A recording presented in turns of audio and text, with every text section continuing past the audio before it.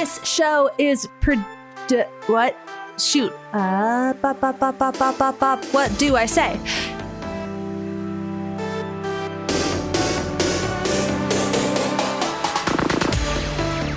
Hello and welcome to SnarkSquad Pod, a media podcast full of friendship, feelings, and snark. I'm Nicole Sweeney. My name is Marinez, and today we are joined by Sam and Rachel. Hello. Hi, I'm Rachel Galero-Navarro. I'm on the things. I'm on Twitter. You can find me at Rachel_CAL_NAV. And that's mainly where you could find me. Uh-huh. But I have a letterbox, so find me on there if you follow me on Twitter, where I talk about movies, I guess. And I'm Sam Schultz, and you can find me at Slam Schultz on Twitter, which is the only place I really do anything at the moment. You're also on podcasts. Oh, yeah. I'm on SciShow Tangents podcast. I didn't know if you wanted me to plug competing podcasts. Yeah. Competing. I don't know if they're competing. They're different topics. Oh, yeah. Okay. In our wildest dreams. Yeah, we are actively fighting for the SciShow Tangents audience. And then we're also both hosts of the podcast Real Love, which is coming back. We just recorded some episodes with Nick Jenkins, who's been on this show before, where we dissect the love stories in romance movies and like the relationships in them and if they work or not, if they're realistic or not, if they've aged well. And the first episode was really awesome and fun to record. And so look forward to those soonish. Yeah, I'd say March. That's not soonish. I love it. We've invited Sam and Rachel here today to talk about the Christmas. I don't know how to call this movie. It's a Christmas movie. It's a Christmas movie, I guess. It happens during Christmas, and it lasts Christmas.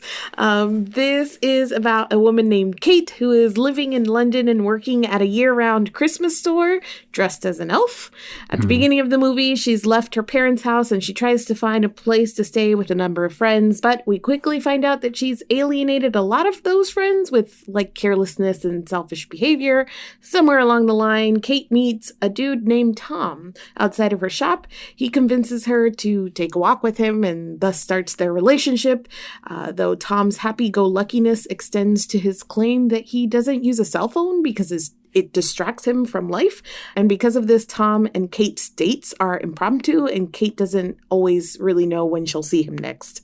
At one point, Kate confides in Tom that she doesn't have a place to stay, so he takes her to a homeless shelter where he volunteers. She doesn't end up staying there. She ends up going back to her parents' house, and we learn a little more about the dysfunction there.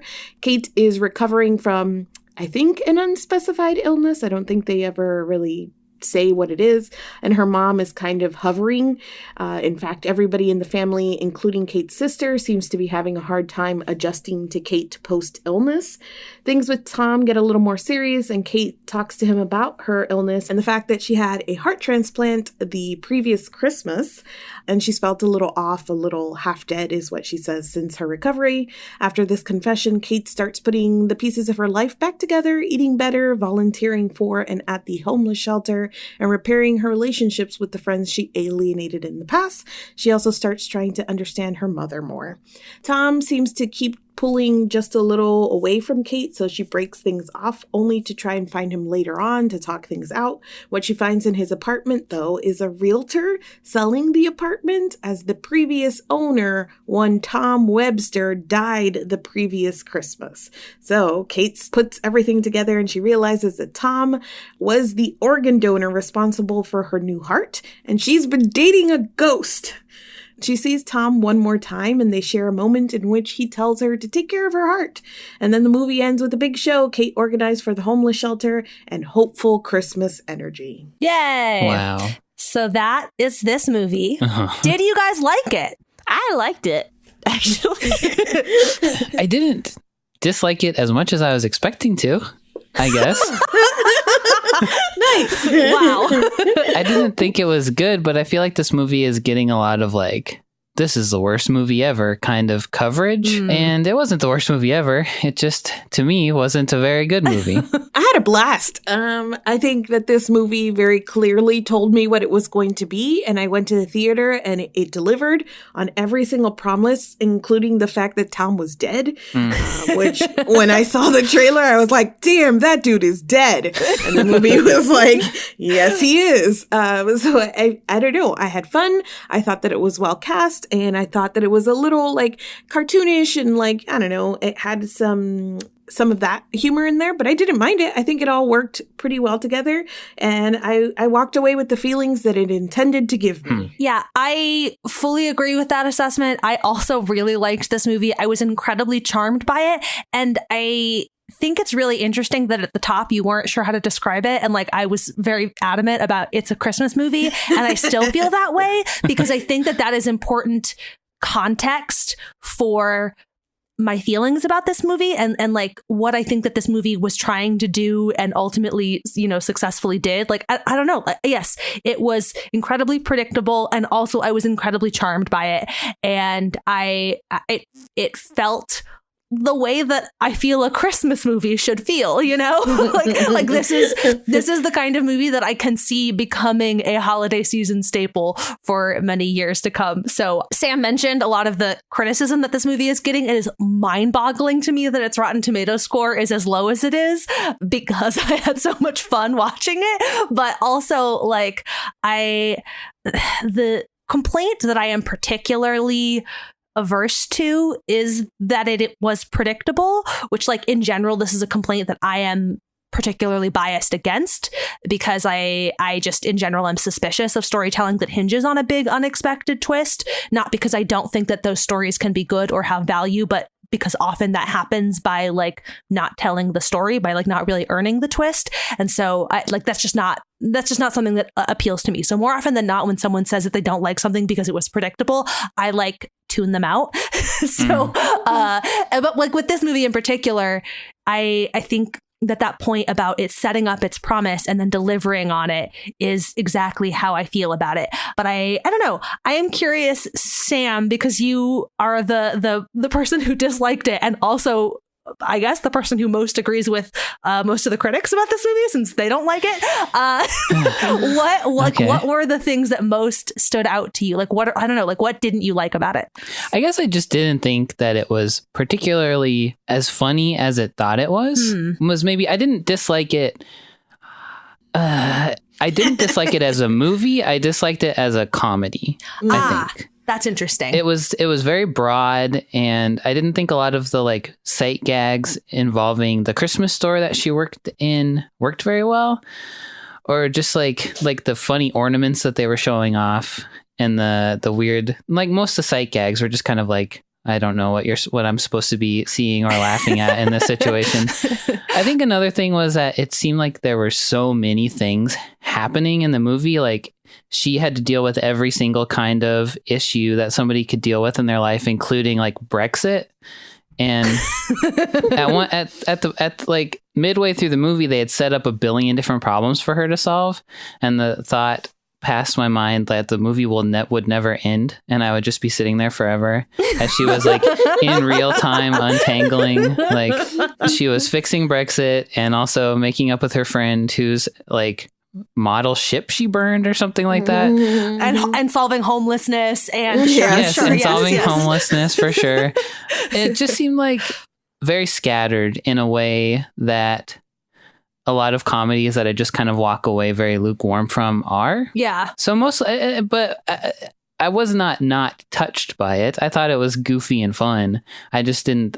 I don't think I'd watch it again. It didn't make me laugh or anything. See, I had the same thought as well, as like I thought that the Santa character was such a good character, and when she's like doing a good thing for her or doing her good deed, like there's just something about that where it's just so short of a scene or so short of a moment, and is like something that she checked off of her list kind of thing. And that's kind of like the embodiment of the whole movie, is that she was just checking off the things that she had wrong, the people she had wrong, and the things that she did wrong off of her list. But at the same time, I feel like because it wasn't like, it's not like this is like, I know this is going to be a Criterion movie in the future or something like that. It just like allowed me to just be like, oh, this is going to be a rom-com. And I'm okay with that. So I'm just going to sit back and relax and laugh with the weird gags, like with the full teeth baby Jesus and and the fact that it lit up and like those kinds of gags, or like the wacky police officers. I did like them. So I think like those, I think when you like unlock the ability to just be like, well, this is going to be a kind of a lame movie, I guess, but but like, why not enjoy the weird eccentricities that they popped up in it? And I feel like those kinds of weird gags did make me laugh a lot. Yeah.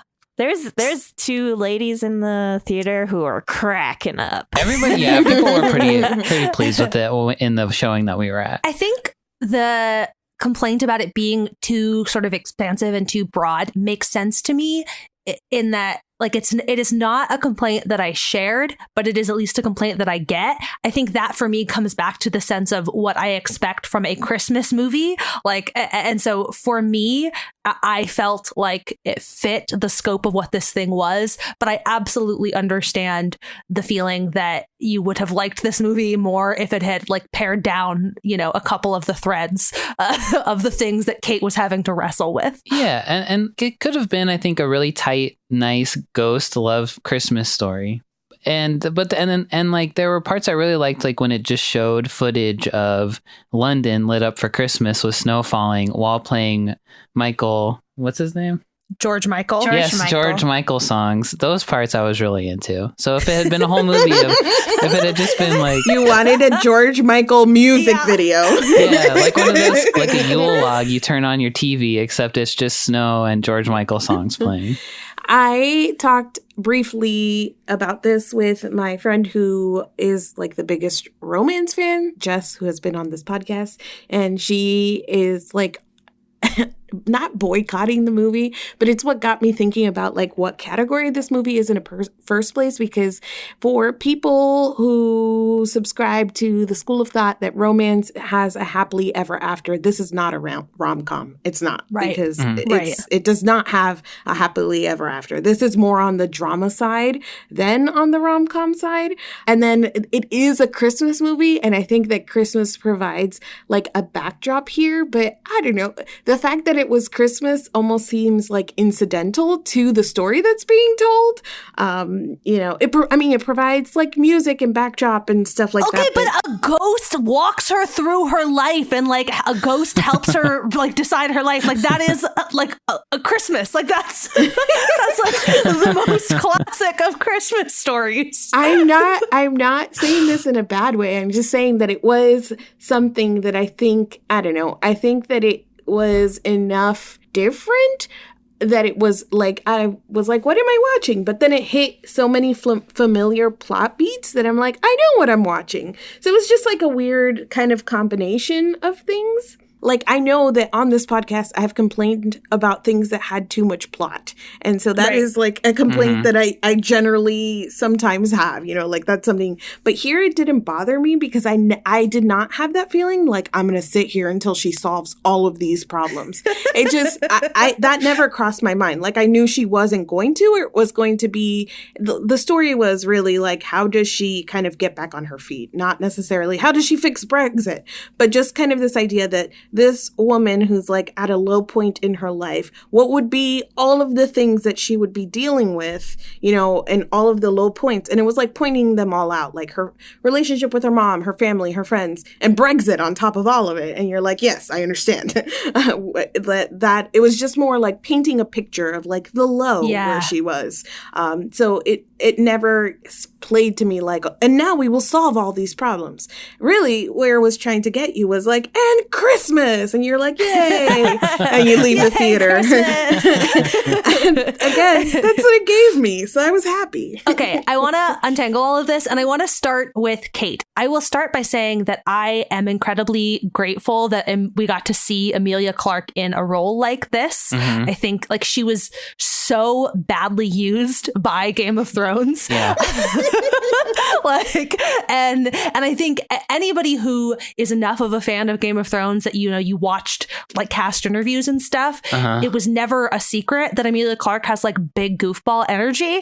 And it was just so good to get to see her use that, you know, to see a movie that actually tried to harness that. So independent of how I feel about the character, I really enjoyed Emilia Clarke's performance as the character. Like, I think that this was a really good role for her. I had almost the exact same thoughts while I was sitting there. Like, she must be going through a hard time, or she must have had a bad couple months. So it's good for her that she gets to just run around and wear normal clothes and just not be on a rocky island somewhere filming something that she doesn't want to do anymore. Just barely normal clothes. She has to walk around in those. Oh yeah, that's true. Those wacky elf shoes. She's pulled off the wearing elf an shoes, elf so. costume for most of the movie. Well, so yeah, I don't know how normal, but okay. Okay, well, I forgot about according that. to Tom, normal is a very It's a bad word, yeah. It's a bad word. Yeah. Harmful.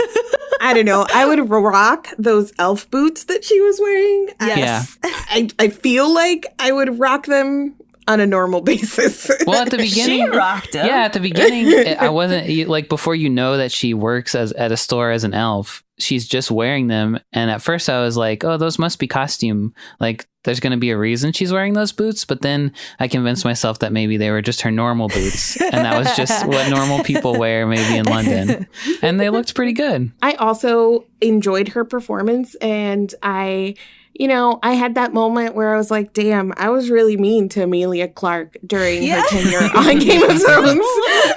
And then I was like, well, Maddie, don't feel too bad, because she was the second worst actor on that entire show.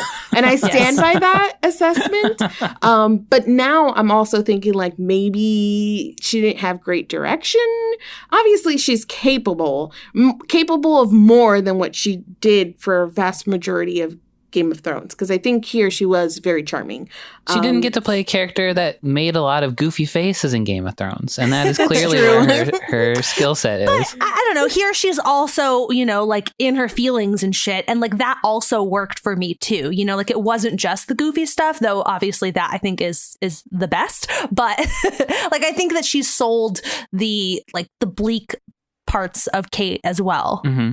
I forgot she was in Solo. That was like her next big role, like other than Game of Thrones. She was a little bit Daenerys-y Solo too, though. Yeah, and I think that maybe a goofball is definitely the right choice for her, because I think that's where her eyebrows shine. Yeah.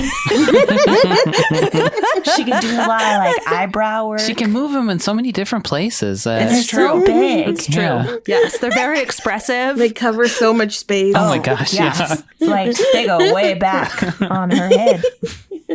But I think that as a character, like Kate as a character, I think I liked her as a character, even though she was a selfish character. There wasn't a point in the movie where I was like, okay, you're fucking up.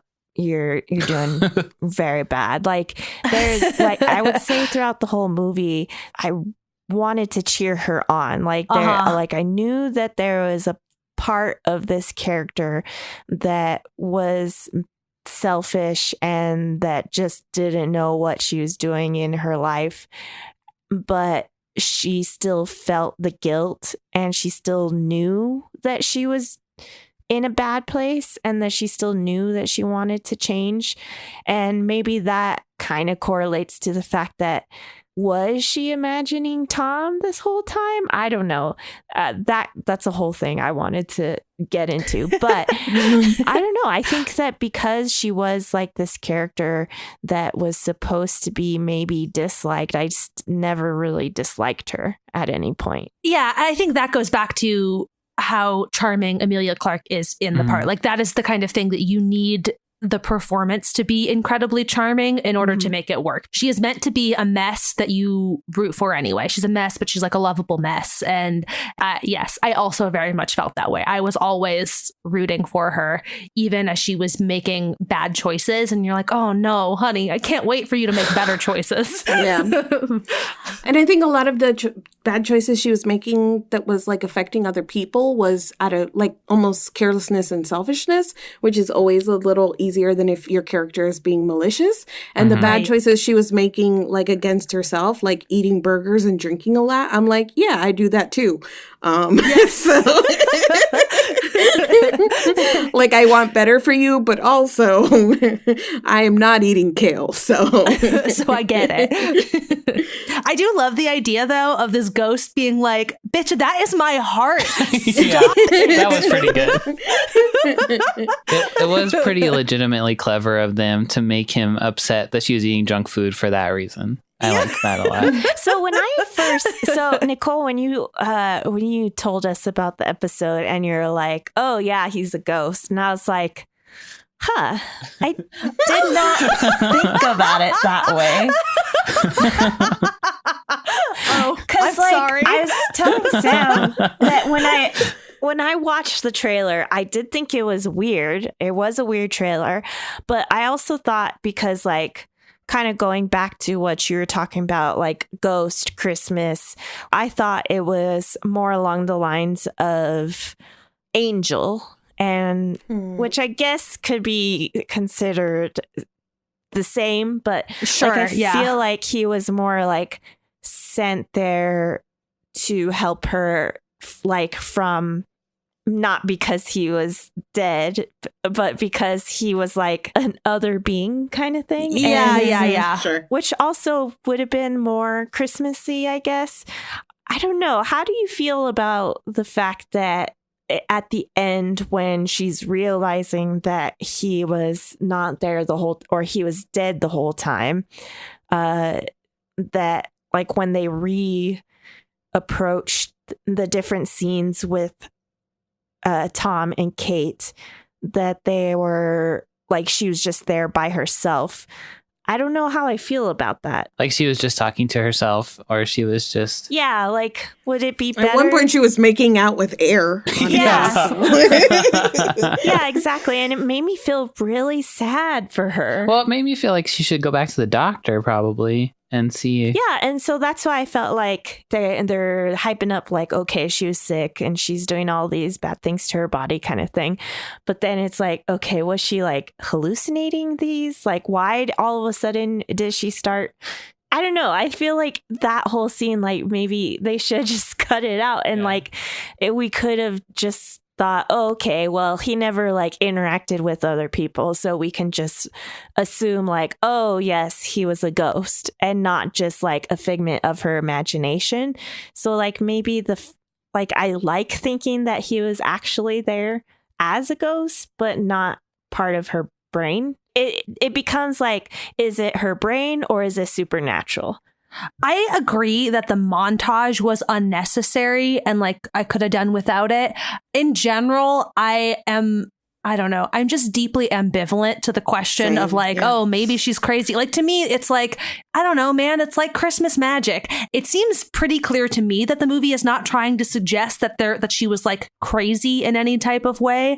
And so because it seems clear that the movie is presenting him as either a ghost or an angel, take your pick, I reject the suggestion that it matters that she accepted this so quickly. Like that is another critique that I came across is like, she gets on board with this real quick. Like, well, it's a fucking movie with like a ghost or an angel. Like, I don't know, man. And like your problem with it isn't that it's a movie with a ghost or an angel, but that she like gets on board. Like, nah, I don't care. I like super do not care.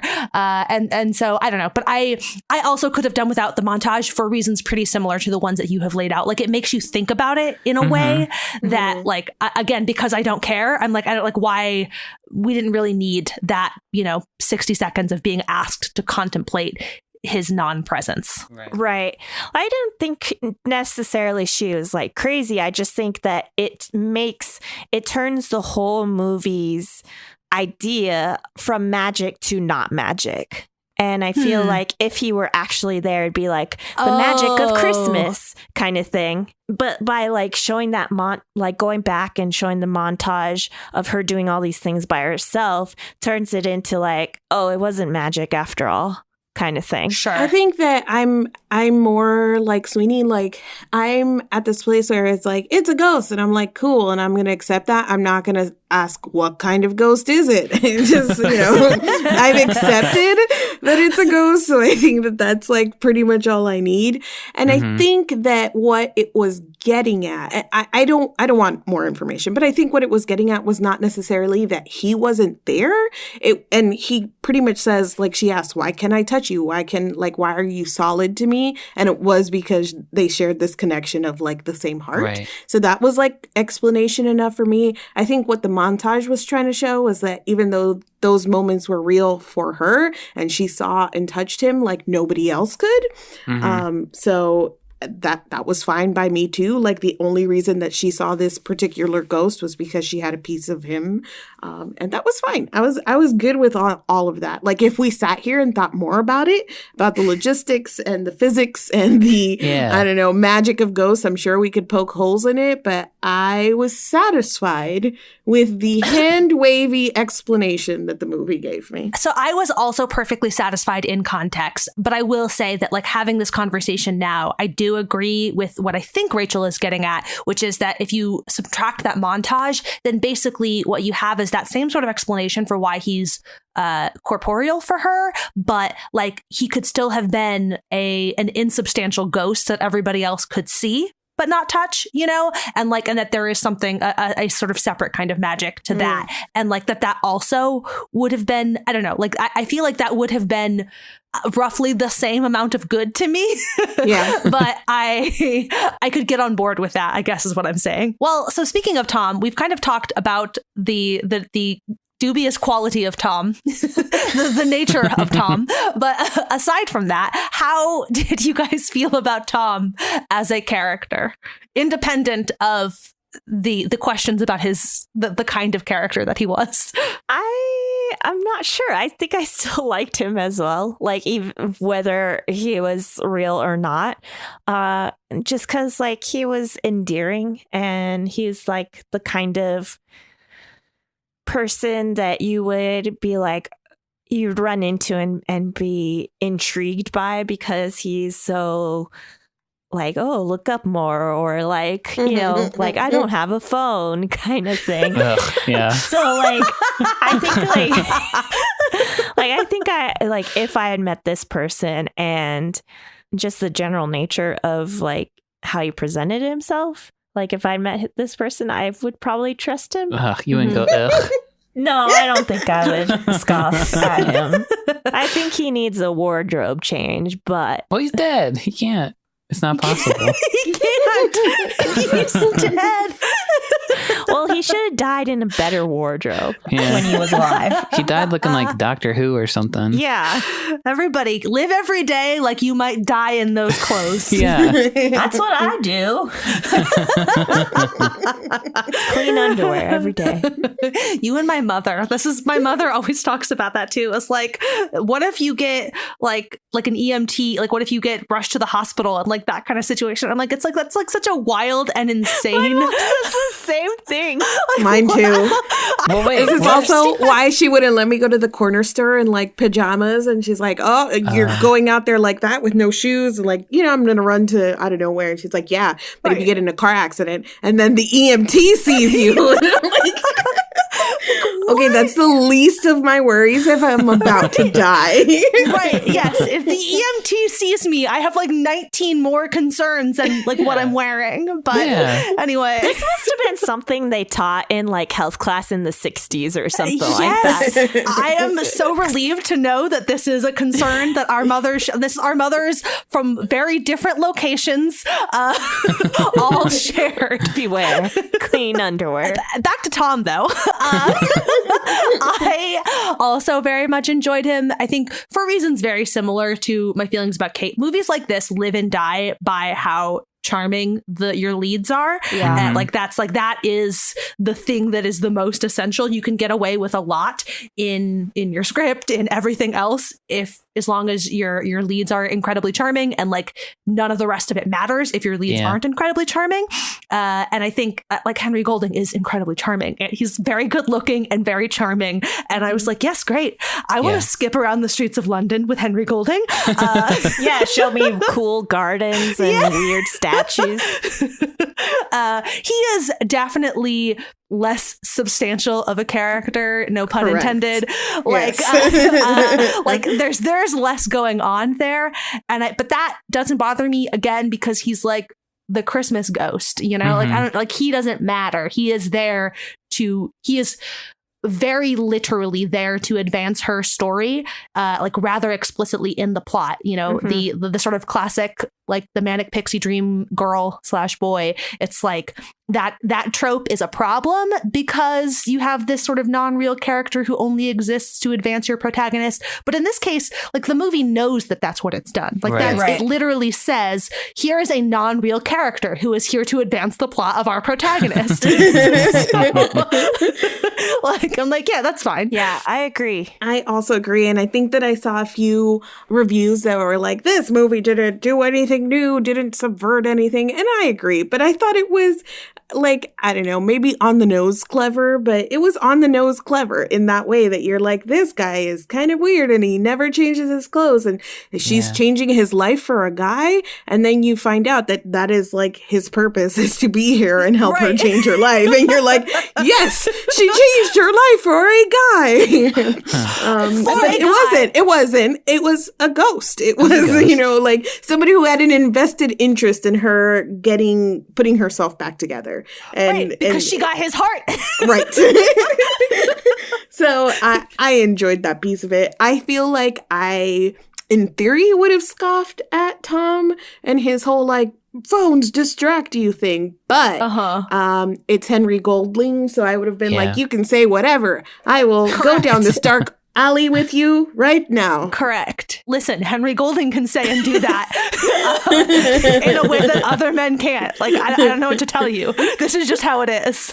I think so. It may be not enough to say that she changed her life for a guy. I think maybe it's more like she changed her life because of a guy and like for herself. Because like at the end, it's not like she ended up with Tom. Right. Like, she ended up with herself. And he kind of doesn't even give her any indication that they will ever be in a relationship. Right. No. Even before she knows he's dead, there's no reason for her to, you know, believe that this is an actual motivation. And I would agree with that distinction, that it's because of rather than for. And he's never really pushy. He's not like, you should eat better. He's like, don't you want some kale? And she's like, no. And he kind of lets it drop. You know, it's like gentle nudges. He's like, there's that homeless shelter. And then like leaves. So it's like little hints, which I appreciated. Yeah. Yes. Well, he's just setting her up to feel really guilty when it turned out he was dead. Even more guilty.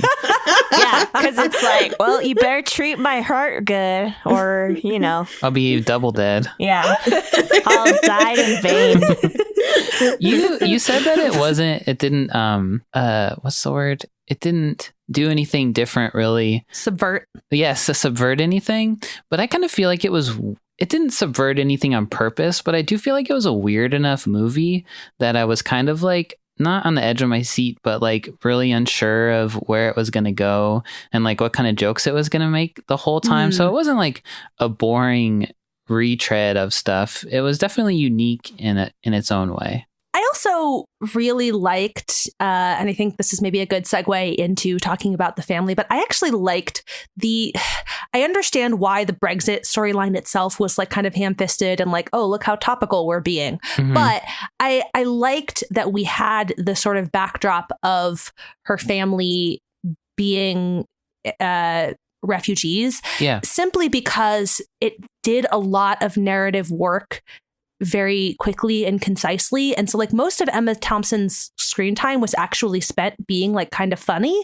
but we, the audience, understood the complexity of kind of what she had been through, and that like, you know, like why she is somewhat insufferable. Like it's like I could look at that situation and I could understand both why she was a lot for Kate to handle and also like why she was that way, you know? So Right. I don't know. I appreciated what that was doing. I didn't mind the heavy-handedness because I liked what it was there to do. No, and I don't think I thought any of the issues. I mean, the Brexit thing obviously was heavy-handed. I don't think that any of the particular issues she was dealing with were something that like shouldn't have been covered in the movie. I just that actually Brexit specifically and like her family's relationship with the country that they live in was something I kind of wanted to see more of. Maybe I wanted to get to know them a little bit better, and some other things distracted from time we could have spent with characters that they had introduced us to. Right. And I think that kind of just adds to the fact that it was so scattered. Like there were so many, like you had her friend, you had Santa, you had the homeless shelter. Like there are so many different things. And like really you just got like one scene with the dad.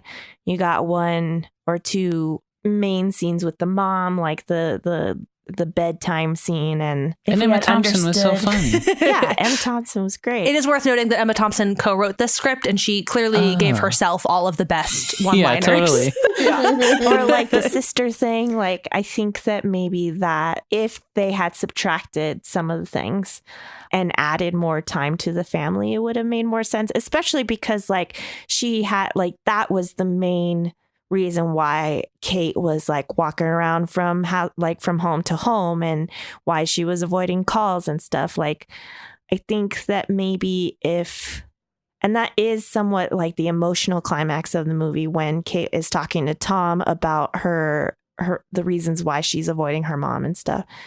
But I think that maybe if some of those reasons, or at least a little bit more information, had become more clear earlier in the movie, then we would understand her relationship more with her parents or her family.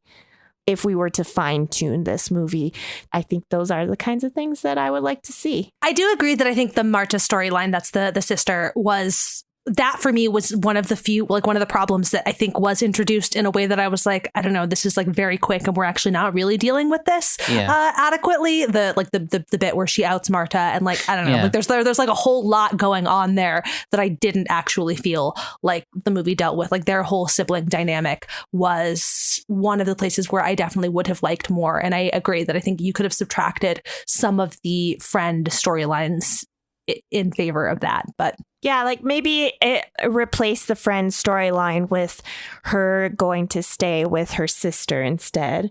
And like you have an extra scene. Totally. If that plot line had been her at Marta's instead, yes, I totally agree. I will just add that I really, really liked the part of the story that was about her family being refugees and kind of her rejecting part of her identity, and that being kind of very mixed in with her whole, like she's lost herself.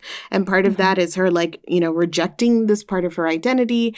I think that the Brexit thing is interesting to me because if you were going to do that story and then set it in, you know, current times and then not address it, you know, that Sure, if you're true. talking about like anti-immigrant sentiment and you're just gonna like not say anything about that, I think that could have played one way where people would have said something, and then if you do address it, then you date your movie and then it's a little ham-handed. But I don't think there's any winning there necessarily. But I agree that it did a lot of characterization, and it could have been a thing where if, you know, Kate's complaint about her mother is that like she's hovering, she's singing me to sleep and things that could have made Kate look really bad. But then you add like not only the generational gap and like the whole thing between mothers and kids and, you know, parents just don't understand, but then you add the separation of being like a first generation to wherever your country is or whatnot, being immigrants or whatever. And I think that that fills in so many gaps, even at the end where she's singing like the sad song and the dad's like, it's Christmas. Like there's such a, you know, it's a disconnect between culture that informs a lot of the story. And those stories are always going to hit right in the feels of this first generation American. So I was like all about it the whole movie. So I would leave that in. I agree, though, if you're going to take something out, probably the friends and or the sister, even though sibling feels is also something that also, always I'm in the bag for. But probably needed like one less plot. They waited so long to show you the pregnant friend and her husband again that when they popped up, I was like, oh yeah, they were in this movie like an hour and a half ago. right. Yes. While I was watching it, I was thinking, I was like, I bet Mari's having like, this is my shit thoughts and feelings right now. And then you confirmed. Okay. On the bus, when she somebody is being mean to the two people speaking another language on the bus, and then she like immediately speaks to them. I was like, oh my gosh, I could like, I don't know. It honestly probably gave me the most feelings in this entire movie about a girl and her dead boyfriend was. So the first generation feelings. Yeah. Brand is strong. So speaking of immigrant characters, we got to give some major love to Santa, who is my actual favorite character in this movie. I fucking love Santa. Michelle Yeoh is dope. I also love that, like, as an aside, one of the like selfish and terrible things about Kate is it never occurred to her that Santa wasn't her real name. That was so weird. And then she goes on to explain her different names for the different places she worked at. And that was great. But that Emilia Clarke never stopped and thought about that, like, her parents didn't name her so she would open a Christmas store in 40 years or whatever. It also took me a moment to realize that she kept calling her Santa and then being like... It was confusing at first. Wait, she's calling her Santa because that's her name? Kind of things, which was also really weird. It was a very strange joke. Yeah. The first time she was like, Santa, get down here, I was expecting like a man in a red suit because she does it in like an elf costume. So I was like, there's also a Santa here. And then here comes Michelle Yeoh. And I was like, not what I expected. I love it. And I loved her weird, like, like C-plot romance. That was also like, I don't know. I loved it. The weirdness of it. I was here for it. I thought that guy was going to be a ghost too, kind of. He seemed like that scene when he shows up. He was definitely way weirder than Tom. So I for get sure. it. Yeah, once you start adding sauerkraut man to the picture. Maybe you need to take a step back and think about the choices you're making. Yeah. But no, those were all good choices. I stand by every choice they made with regard to Santa. I love every part of Santa's, the way that Santa is written and portrayed. She's the best part of the movie. I've been pro everything so far on this podcast, but I will say that the Santa and her love interest parts were very not funny to me. The way that they all played, and it was like on purpose. They were like hamming up the whole like stupefied in love thing. I don't know why I was like not about it. I loved Santa as a character. It was specifically those interactions. And the other moment that gave me the most feel is when like after the break-in where she's like, clean up your mess, you stupid girl. I was like, oh no, Michelle Yeoh is mad. I don't like it. Now you've really fucked up. Yeah. You've upset Michelle Yeoh. So yeah, she's definitely one you don't want to cross.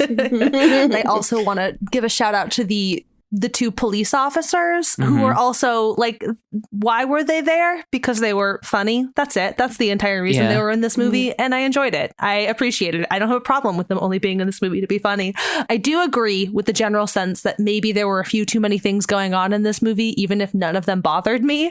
But if you were trying to subtract things from this movie, again, I think the first offering, the first thing I'd shove in front of you is the friends. I'd be like, take them first. That's fine. But the police officers, I would hold on to them for a bit. I'm not sure what else I'd give you after the friends, but the police officers were pointless but funny. Yeah, I think their most impactful scene was after the break-in, and that was also their funniest scene. And you could keep that in a lot of different versions of the movie, I think. Right, that's true. They're pretty safe. Yeah, I would agree. When they say, when the grumpy cop says "Have a Merry Christmas" as a Jason Statham character, Yes. was probably one of my favorite lines of the movie.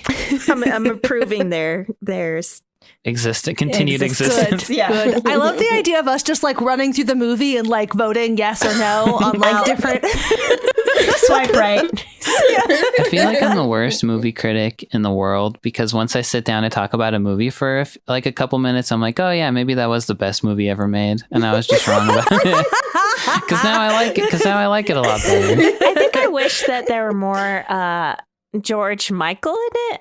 Like, oh, interesting. Like maybe like There was quite a bit of George Michael. Yeah, there was quite a bit. like there was music in it. Like his music was like pretty much all him. Yeah. But I think maybe like because it was named after a song. Right. Like maybe if she had mentioned it at one point, just She did at the very beginning and has a sticker that says George Michael rules or something. no, like it's that. like Yes. George Michael forever. Yeah. I think maybe if like that were added to her weird character, Made her character a bigger and more pronounced George Michael fan. Yes. She Yeah. could have had a George Michael Okay. t-shirt or yeah, something. like a That's George okay. Michael t-shirt, or like if you, I don't know. All right, I accept this. I don't know anything about how this movie came about at all, but I would like to always imagine that somebody was listening to Last Christmas, which has been stuck in my head since I watched this movie. Correct. And Yes. just got to, I gave you my heart and was like, light bulb. What Yep. if Dope. Done. What if it someone were literal? literally gave you their heart last Christmas? I feel very confident that is exactly how this movie came Yeah. about. Had to be. Had to be. That is 100% the origin story of this movie. Sam, I also deeply relate to that. This isn't like universally true, but I think that a version of that is a thing that has happened across the entire, history of this podcast, except where Mari and I play almost opposite roles, which is to say that we come on and anytime I dislike something, and she's like, no, here's why it's good. I'm like, you're right. That is good. And then the opposite is true, where she comes on and she likes something, and I'm like, no, here's why it's bad. She's like, you're right. It's bad. Yeah.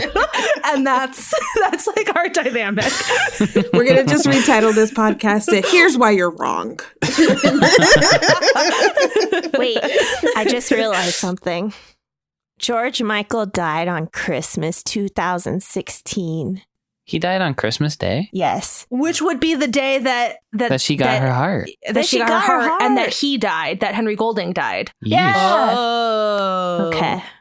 Well, I'm just gonna put that Yeah. little Yeah, nugget. we're just gonna put that out there. I don't really have like the time or the brain space to like process what that means, but yeah, we'll put that out there because that brings us to the end of this episode. So thank you so much to Sam and Rachel for joining us, and thank you to all of you for listening. If you are enjoying this podcast, we would really appreciate it if you joined our community on Patreon at patreon.com/SnarkSquad, or rate and review the podcast, or tell your friends about it. There will be a post dedicated to this episode up at SnarkSquad.com. So you can tell us all of your thoughts on this movie and on what it means that George Michael died on the same day as Henry Golding's character. Or you can find us all on Twitter at @Snark_Squad. You can find me at Sweeney Says. I'm at My Name is Marines. At Rachel_Kyle_Nav. And at Slam Schultz. This show is produced by me and Mari. It is edited by me, and the music is by Stefan Chin. We will be back in your feed again next week. Bye. Bye.